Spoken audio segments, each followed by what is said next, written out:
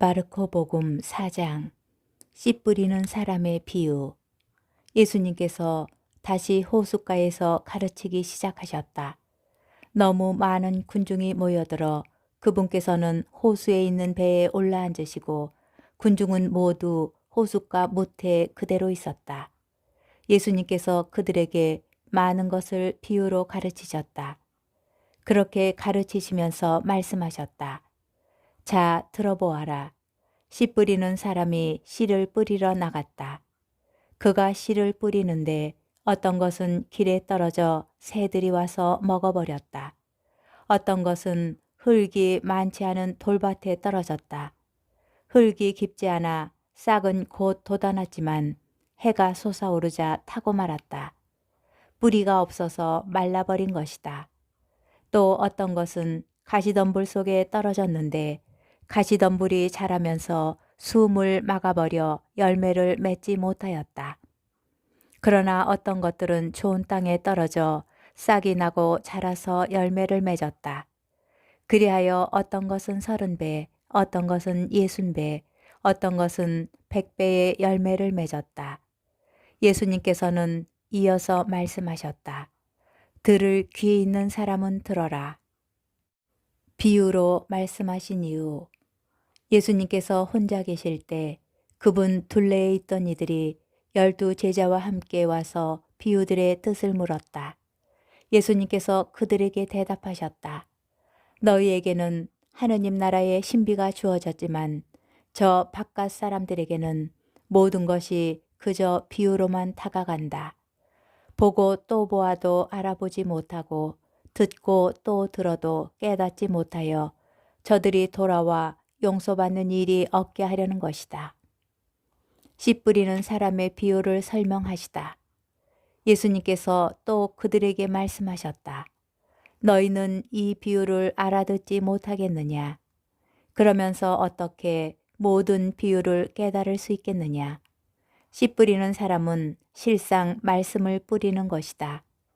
말씀이 길에 뿌려지는 것은 이러한 사람들을 두고 하는 말이다. 그들이 말씀을 들으면 곧바로 사탄이 와서 그들 안에 뿌려진 말씀을 앗아가 버린다. 그리고 말씀이 돌밭에 뿌려지는 것은 이러한 사람들이다. 그들은 말씀을 들으면 곧 기쁘게 받는다. 그러나 그들에게 뿌리가 없어서 오래가지 못한다. 그래서 말씀 때문에 환난이나 박해가 일어나면 곧 걸려 넘어지고 만다. 말씀이 가시덤불 속에 뿌려지는 것은 또 다른 사람들이다. 이들은 말씀을 듣기는 하지만 세상 걱정과 재물의 유혹과 그 밖에 여러 가지 욕심이 들어가 그 말씀에 숨을 막아버려 열매를 맺지 못한다. 그러나 말씀이 좋은 땅에 뿌려진 것은 이러한 사람들이다. 그들은 말씀을 듣고 받아들여 어떤 이는 30배, 어떤 이는 60배, 어떤 이는 100배의 열매를 맺는다. 등불의 비유. 예수님께서 또 그들에게 말씀하셨다. 누가 등불을 가져다가 함지 속이나 침상 밑에 놓겠느냐? 등경우에 놓지 않느냐? 숨겨진 것도 드러나기 마련이고 감추어진 것도 드러나게 되어 있다. 누구든지 들을 귀가 있거든 들어라. 예수님께서 다시 그들에게 말씀하셨다.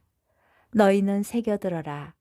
너희가 되어서 주는 만큼 되어서 받고 거기에 더 보태어 받을 것이다. 정녕 가진 자는 더 받고 가진 것 없는 자는 가진 것마저 빼앗길 것이다. 저절로 자라는 씨앗의 비유. 예수님께서 또 말씀하셨다. 하느님의 나라는 이와 같다.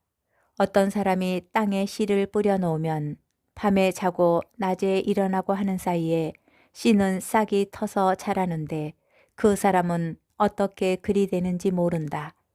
땅이 저절로 열매를 맺게 하는데 처음에는 줄기가, 다음에는 이삭이 나오고 그 다음에는 이삭의 나달이 연근다.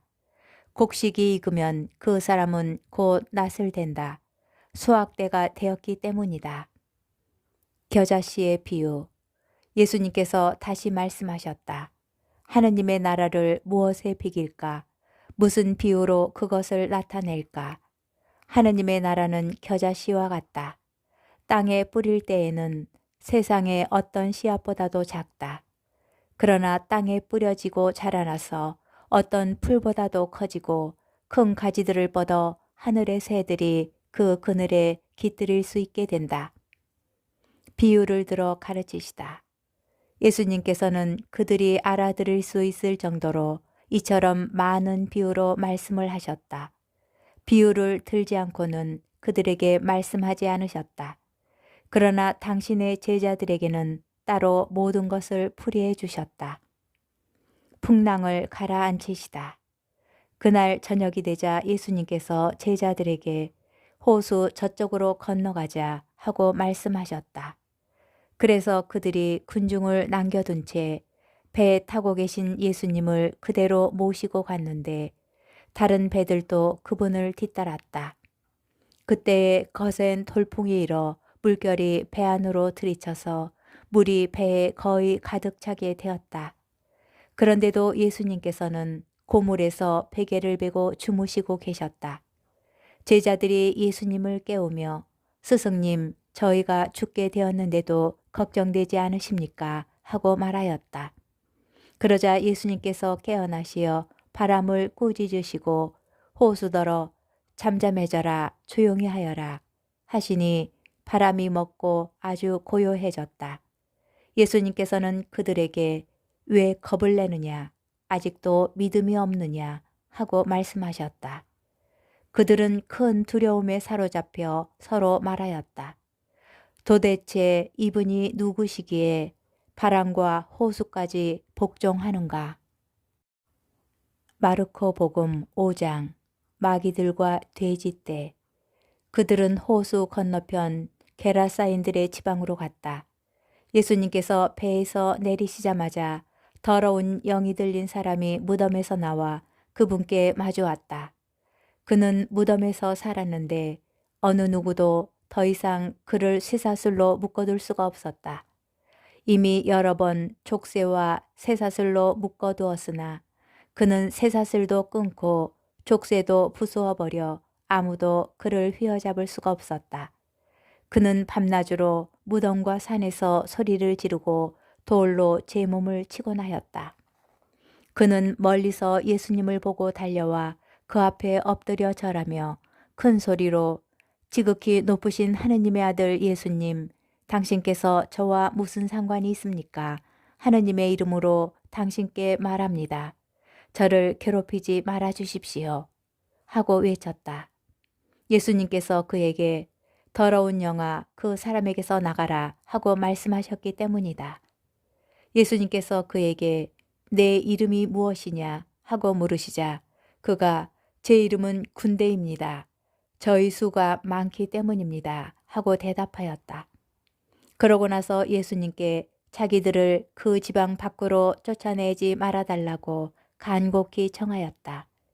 마침 그곳 산 쪽에는 노아 기르는 많은 돼지떼가 있었다.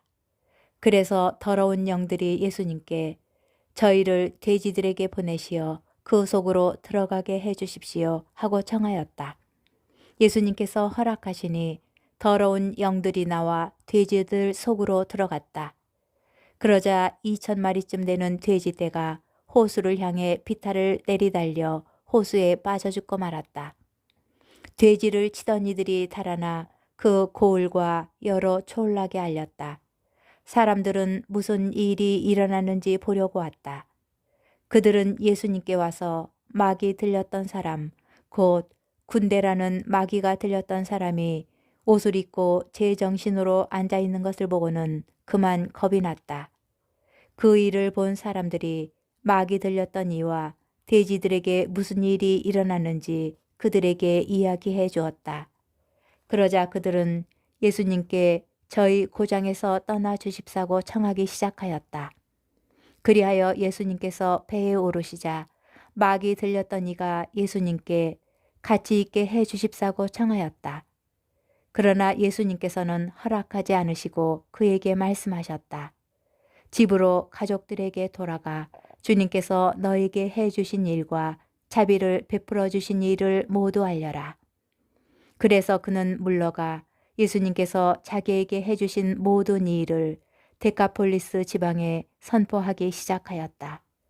그러자 사람들이 모두 놀랐다. 야이로의 딸을 살리시고 하여라는 부인을 고치시다. 예수님께서 배를 타시고 다시 건너편으로 가시자 많은 군중이 그분께 모여들었다. 예수님께서 호숫가에 계시는데 야이로라는 한 회당장이 와서 예수님을 뵙고 그분 발 앞에 엎드려 제 어린 딸이 죽게 되었습니다. 가셔서 아이에게 손을 얹으시어 그 아이가 병이 나 다시 살게 해 주십시오 하고 간곡히 청하였다. 그리하여 예수님께서는 그와 함께 나서시었다. 많은 군중이 그분을 따르며 밀쳐댔다. 그 가운데에 12해 동안이나 하여라는 여자가 있었다. 그 여자는 숱한 고생을 하며 많은 의사의 손에 가진 것을 모두 쏟아부었지만 아무 효험도 없이 상태만 더 나빠졌다. 그가 예수님의 소문을 듣고 군중에 섞여 예수님 뒤로 가서 그분의 옷에 손을 대었다. 내가 저분의 옷에 손을 대기만 하여도 구원을 받겠지 하고 생각하였던 것이다. 과연 곧 출혈이 멈추고 병이 나은 것을 몸으로 느낄 수 있었다. 예수님께서는 곧 당신에게서 힘이 나간 것을 아시고 군중에게 돌아서시어 누가 내 옷에 손을 대었느냐 하고 물으셨다. 그러자 제자들이 예수님께 반문하였다. 보시다시피 군중이 스승님을 밀쳐대는데 누가 나에게 손을 대었느냐 하고 물으십니까? 그러나 예수님께서는 누가 그렇게 하였는지 보시려고 사방을 살피셨다.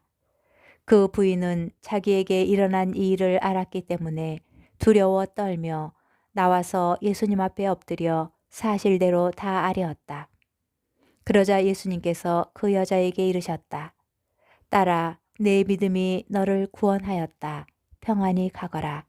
그리고 병에서 벗어나 건강해져라. 예수님께서 아직 말씀하고 계실 때에 회당장의 집에서 사람들이 와서는 따님이 죽었습니다. 그러니 이제 스승님을 수고롭게 할 필요가 어디 있겠습니까? 하고 말하였다. 예수님께서는 그들이 말하는 것을 곁에서 들으시고 회당장에게 말씀하셨다. 두려워하지 말고 믿기만 하여라.